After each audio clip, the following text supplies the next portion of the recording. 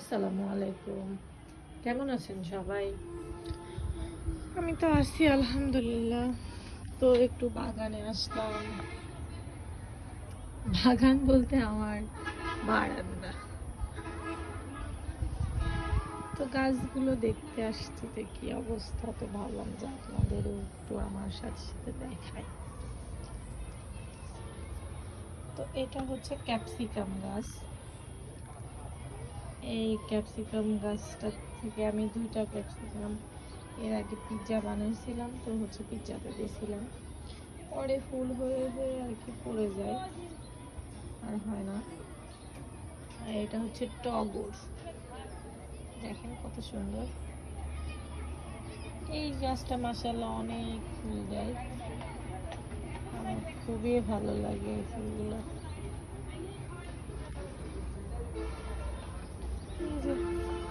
এই যে আমার পাখির সেই বাসা, সেই আসলে পাখি তো আর নেই, কিন্তু বাসা, পাখি তো চলে গেছে কিন্তু বাসাটা আর ফেলে দিই নাই। কারণ হচ্ছে যে আমার দেখতে ভালো লাগে, বাসাটা দেখতে অনেক বেশি ভালো লাগে আমার, এই জন্য আর দিই নাই।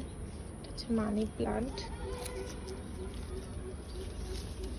কত বড় হয়েছে দেখেন, অনেক বেশি বড় হয়ে গেছে, অনেক বেশি বড় হয়ে গেছে। এগুলো হচ্ছে সব ইনডোর প্লান্ট। আমি রুমেও রাখি গাছ, কিন্তু এখন আর রাখে ছোট, আবার বারান্দাতেও অনেক সময় রাখি। দেখেন এই মানি প্লান্টটা কত সুন্দর হয়েছে, অনেক বেশি সুন্দর, অনেক বেশি সুন্দর, খুবই ভালো। আচ্ছা, যদিও বারান্দাতে অনেক বেশি রৌদ্র, তারপর তো আসলাম। এই যে মরিচ গাছ লাগিয়েছি, দেখা যাক মরিচ দেয় নাকি।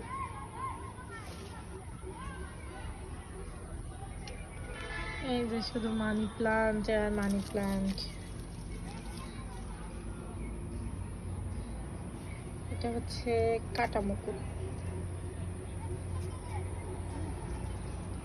এই ফুলগুলো বেশ সুন্দর। এটা হচ্ছে বেলি,